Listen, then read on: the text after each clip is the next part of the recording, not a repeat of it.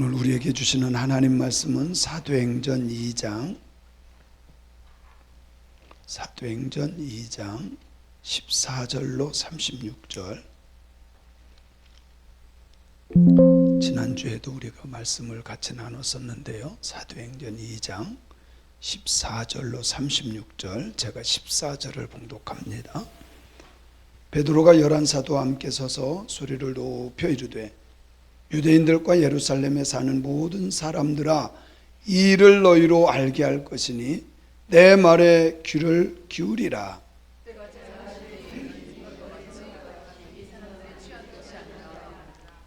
이는 곧 선지자 요엘을 통하여 말씀하신 것이니 일러스되,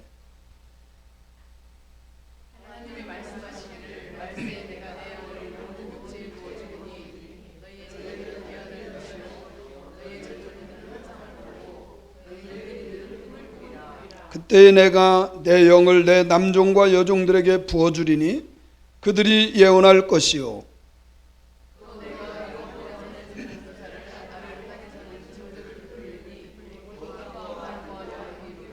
주의 크고 영화로운 날이 이르기 전에 해가 변하여 어두워지고 달이 변하여 피가 되리라.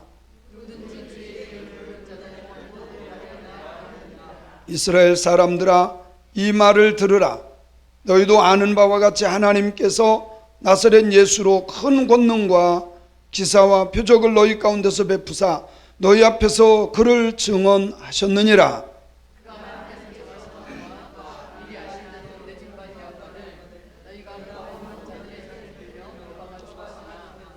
하나님께서 그를 사망의 고통에서 풀어 살리셨으니 이는 그가 사망에 매여 있을 수 없음이라.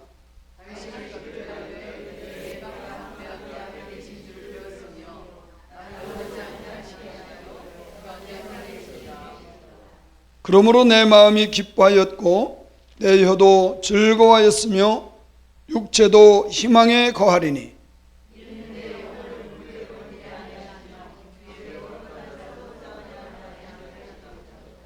주께서 생명의 길을 내게 보이셨으니 주 앞에서 내게 기쁨이 충만하게 하시리로다 하였으므로,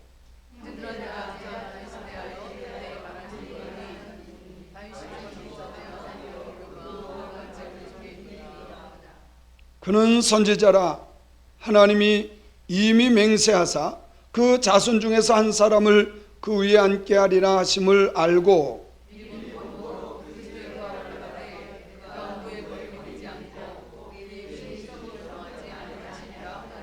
이 예수를 하나님이 살리신지라 우리가 다 이 일의 증인이로다.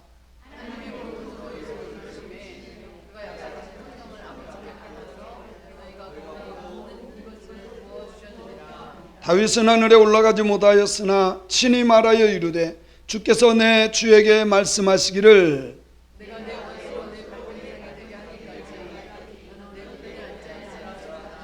같이 합니다. 그런즉 이스라엘 온 집은 확실히 알지니 너희가 십자가에 못 박은 이 예수를 하나님이 주와 그리스도가 되게 하셨느니라 하니라. 아멘. 할렐루야. 이 밤에도 하나님의 크신 은혜가 우리 성도님들에게 함께 하시기를 주님의 이름으로 축원합니다. 축원합니다. 지난주에서부터 계속되어지는 사도행전 2장 본문 말씀은 좀 길은데, 우리가 잘 알다시피 베드로가 성령 충만함을 받고 설교한 거예요. 베드로가 성령 받고 설교한 내용입니다. 누구에게 했어요? 누구에게 했어요? 성경에 보니까 유대 사람들과 예루살렘에 사는 모든 사람들에게, 그러니까 아마도 여기에 많이 모인 거예요. 그죠? 많이 모인 거예요. 그 자리에서 말씀을 전한 내용입니다. 그래서 오늘 이 말씀을요, 제가 이렇게 문단 나누기를 한번 해봤어요. 그래서 네 문단으로 이렇게 나눠서 우리가 설교 내용을 이렇게 구별할 수 있습니다. 먼저는 14절로 24절, 그리고 21절, 그리고 22절로 32절 내용이 조금씩 이렇게 강조한 내용이 초점이 조금씩 다르기 때문에 그렇게 구별을 해봤어요. 그래서 33절부터 36절까지 이렇게 해서 그리고 30 마지막 부분 그렇게 해서 4등분으로 이렇게 나누어 볼 수 있었어요. 특별히 14절부터 21절의 내용은 어떤 내용이냐면 성령 강림 사건을 설명하면서 그것이 그냥 이루어지는 것이 아니라 이미 구약 선지자 요엘을 통해서 성령을 기름 부어줄 것이고 그때 어떤 현상이 일어날 것인가 이것을 말씀한 거예요. 그러니까 지금 베드로가 막연하게 막 성령 충만 받아서 막연하게 한 것이 아니라 성경 말씀을 근거로 말씀을 전한다는 거예요. 아멘이죠? 그래서 전 그렇게 생각해요. 설교를 잘하느냐 못하느냐, 성경을 기록한 하나님의 의도대로 설교하는 것이 가장 잘하는 것이다. 저는 그렇게 생각해요. 말 잘하느냐 못하느냐, 기르냐 짧으냐 그런 건 전혀 상관이 없어요. 언어의 스킬이 아니라 하나님의 마음, 하나님의 의도대로 설교하는 것이 진짜 잘하는 거예요. 그래서 요엘 선지자의 예언을 인용합니다. 성령 강림의 역사는 우연히 일어난 일이 아니다. 그냥 어떤 순간에 일어난 것이 아니라 이미 하나님께서 예언하신 것대로, 예언하신 약속대로 이루어진 것이다. 믿습니까? 믿습니까? 그래서 구약의 선지자 요엘을 통해서 예언되어졌고 그 예언되어진 대로 성령님이 임하셨다. 그것을 강조하고 있어요. 내가 그냥 이렇게 말하고 싶은 대로 말하는 것이 아니라 하나님의 약속이 이루어진 것을 선포한다라고 말씀하는 거예요. 그래서 이것은 하나님의 계획이었다라고 하는 것을 말씀하는 거예요. 여러분요, 이 세상이 그냥 돌아가는 것 같지만 아니에요. 하나님의 철저한 계획대로 돌아간다는 사실을 믿으시기 바랍니다. 제가 영성이 있는 제 주변에 그런 목사님들이 참 많아요. 정말 순수하시고 영성이 있으시고 분별력이 있으신 분들이 많아요. 그런 분들하고 앉아서 얘기를 하다 보면 많은 교수님들 그리고 목사님들이 하시는 말, 이구동성으로 하시는 말, 하나님은 꼭 필요할 때마다 성령님의 강한 역사가 일어난다는 거예요. 지금 사도행전 이때는 예수님이 부활하시고 승천하신 상황이에요. 지금 제자들이 뭔가를 해야 돼. 그런데 지금 두려워서 숨어 있고 기도할 뿐이지 나가서 전할 수 있는 상황 아니에요. 그런데 그렇게 두려워하고 숨어 있던 그 제자들, 기도하던 그 제자들에게 성령이 임해요. 성령 받고 나가서 강하고 담대하게 복음을 전한 줄로 믿습니다. 여러분요, 성령 받으면 그런 현상들이 일어나요. 저는 참 말주변도 없고 두려움이 많고 용기가 없었던 사람이에요. 정말 그랬던 사람. 누구보다도 내가 나를 잘 알잖아요. 내가 나를 잘 알잖아요. 근데 너무 신기한 것은요, 성령 받고 나는데 설교하고 싶어서, 말씀 전하고 싶어서. 아멘. 저는 신학생 때도요, 전도 잘했어요. 동네 아줌마들이요, 정말 전도 잘했어요. 근데요, 감동이 와. 저분 진짜 전도해야 되는데. 지나가다가 감동이 오면요, 그분 옆에 앉아가지고 저 얘기 듣다가 그래도 그 예수님 믿어야 된다고. 그럼 울면서 받아들여. 할렐루야. 아멘. 알코올 중독이던 셋째 작은 아버지 돌아가시기 직전에 제가 몇 번을 영접시켰어요. 복음을 전했어요. 이게 사람들이요, 살만하면 소용없더라고. 먹고 살만하면요, 예수고 하나님도 없어. 근데 어렵고 힘든 일이 생기잖아요. 그러면 의지해. 참 신기해. 어렵고 힘든 일 생기기 전에 주님 믿으면 얼마나 좋을까? 그렇잖아요, 그죠? 근데 사람들이요, 그게 쉽지가 않아. 먹고 살만하면요 그렇지 않아.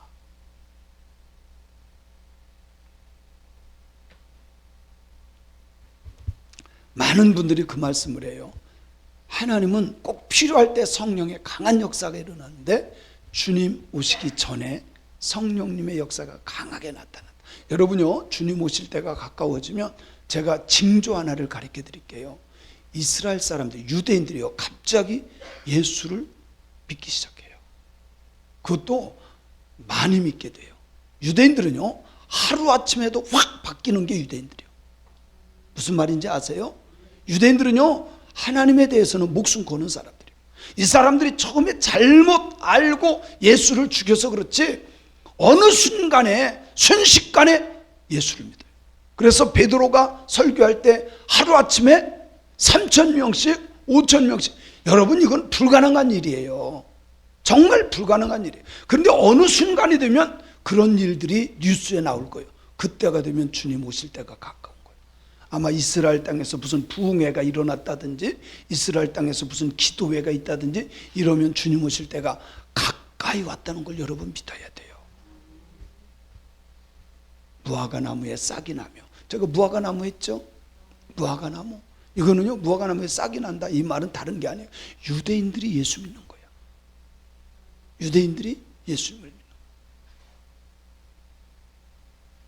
그래서 마지막 주님 오실 때가 되면 성령님의 놀라운 일들이 일어나는데, 성령이 역사한다고 사람들이 다 믿을 것 같죠? 아니라니까요. 뭐라고 비웃어요. 우리가 지난주에도 봤죠? 사람들이 어떻게 조롱해요. 새술 취했다. 사람들이 조롱하며 새술 취해서 그렇다 이렇게 말해요. 다 믿을 것 같지만 그렇지 않아요. 심지어 교회 안에서도요, 성령의 역사를 거부해. 방언도 하지 말라고요, 소리 지르면서 기도하는 것도 못하게 하고요. 참 신기하다니까. 근데 앞으로 더 그런 일들이 더 많아질 거예요.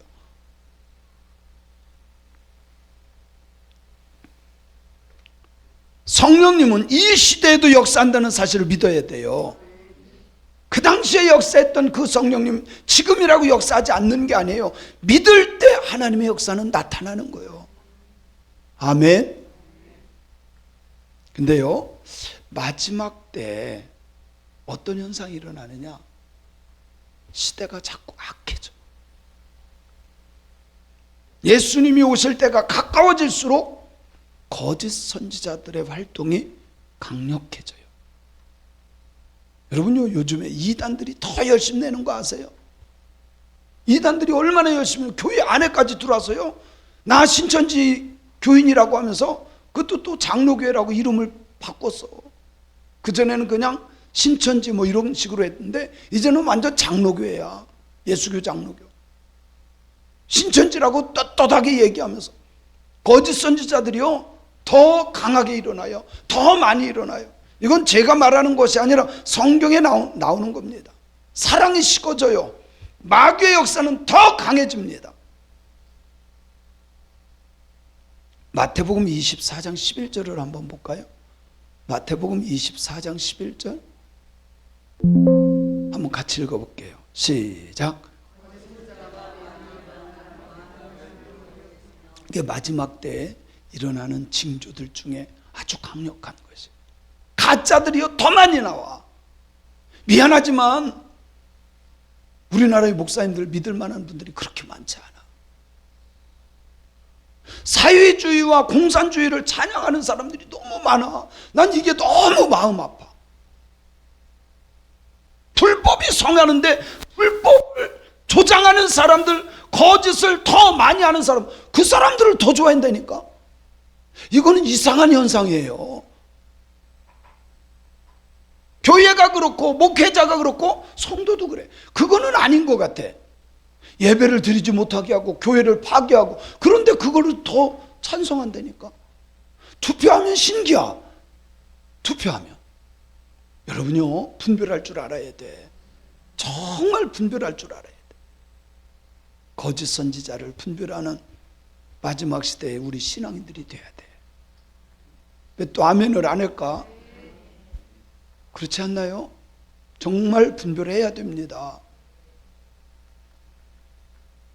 12절을 볼게요. 24장 12절 시작.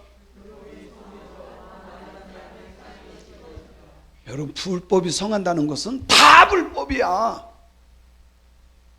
정치도 불법, 교회도 불법, 뭐 사람들이 행하는 것이 불법이야. 근데 그게 성해. 가정에든 직장에든 정치든 교회든 사람 사는데 불법이야 다. 여러분, 기독교인들은 정직이 무기가 돼야 돼. 거룩이 무기가 돼야 돼. 할렐루야. 근데 마지막 시대가 되면 불법이 성해요. 그리고 많은 사람이 뭐가 시고? 사랑이 시고. 사랑이 없는 거는요, 관계가 끊어진 건 사랑이 없는 거야. 그래서 제가 늘 강조하는 게 있습니다. 신앙은 관계다. 그래요, 안 그래요? 신앙은 관계예요. 하나님과 나와의 관계, 이웃과의 관계. 관계가 좋아야 돼. 그게 사랑이에요. 어쩔 수 없어요. 사랑은 나 혼자 사랑하는 게 아니더라고. 같이 사랑하는 거지. 할렐루야. 마지막 때가 될수록 사람들이 더 냉랭해져요. 벽을 쌓고 담을 쌓고 살아요. 주님은 그 담을 헐어주셨는데. 히브리서 10장 25절에 보니까, 히브리서 10장 25절 시작.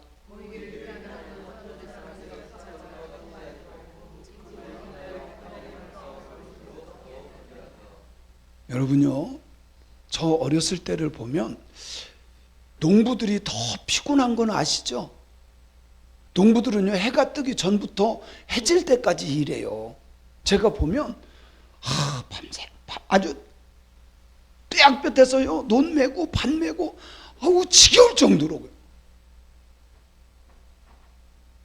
그런데도요, 수요 저녁 예배 꽉 찼어요. 수요 저녁 예배요, 그렇게 하면서 막 땀 냄새가 펄펄 나도요, 막 하고 와서 손발만 씻고 손에 파란 물 들었는데도 그러고 와서 예배 드렸다니까. 지금 이 시간 집에서 밥 먹고 누워있는 분들 많을걸요? 물론 피곤한 거 인정해. 근데요, 예배의 열심과 사모함은 솔직히 떨어진 건 사실이야. 여러분 빼고, 제가 여러분 야단치는 거 아니잖아요. 여러분은 참 잘하시는 거요. 칭찬해도 아멘도 않고 어쩌자는 거요. 여러분은 잘하는 거라니까요. 그런데 마지막 때는요, 모이기를 패해. 예배가 중요하지 않아. 하나님을 찬양하고 경배하는 거, 그거 중요하지 않아. 근데요, 우리 믿음의 사람들은 예수님이 오시는 그날의 가까움을 볼수록 더 모여야지, 모이기를 패하는 사람들의 습관을 따라가면 안 돼. 사람들의 습관은요, 참 신비합니다. 습관대로 살게 돼 있어요.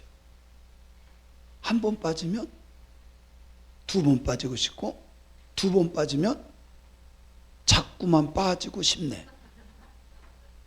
이게요, 신기해요. 신기해요. 근데 우리 예수 믿는 사람들, 이런 말씀 한 구절 한 구절을요, 좀 마음에 새겨야 돼. 마음에 새기길 바래요.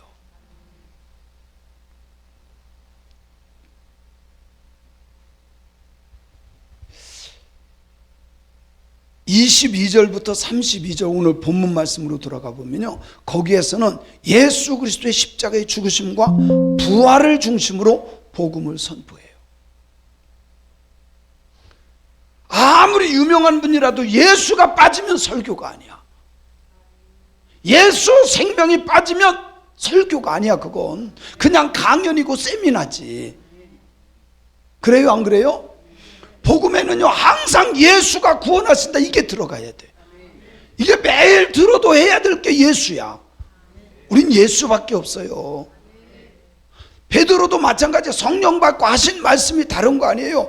예수님 십자가에 죽으셨다. 그리고 그분은 사망 권세를 깨뜨리시고 부활하셨다. 이거는요, 날마다 들어도 또 들어야 될 복음이야. 복음의 핵심이야, 핵심.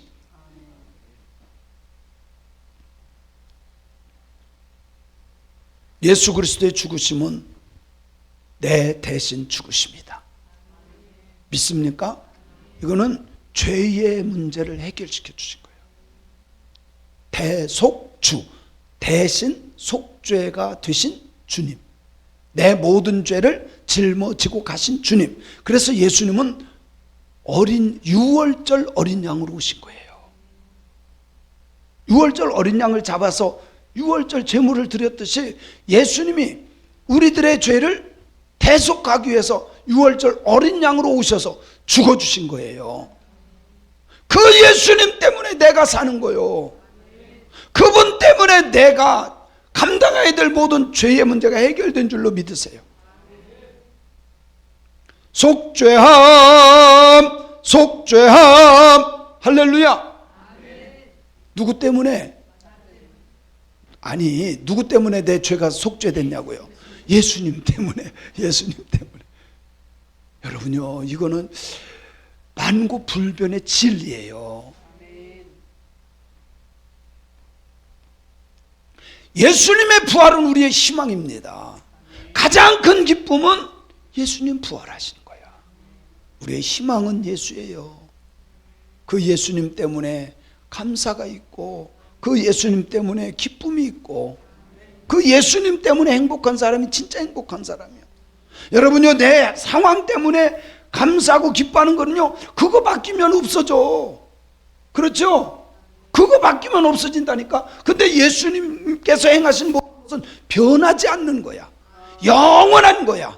그래서 예수님 때문에 우리는 감사할 수 있고 기뻐할 수 있고 행복할 수 있어요. 예수님께서 예수님 때문에 행복한 감사, 기쁨을 누리는 그런 신앙인들이 되어야 합니다. 그래서 베드로는 부활하신 예수님, 승리를 주셨다. 사망 권세를 깨뜨린 그분이 행하신 것만을 선포했어요. 여러분요, 예수님이 우리들의 죄의 문제도 해결했지만 마귀의 일을 멸하신 거예요. 사망 권세를 깨뜨려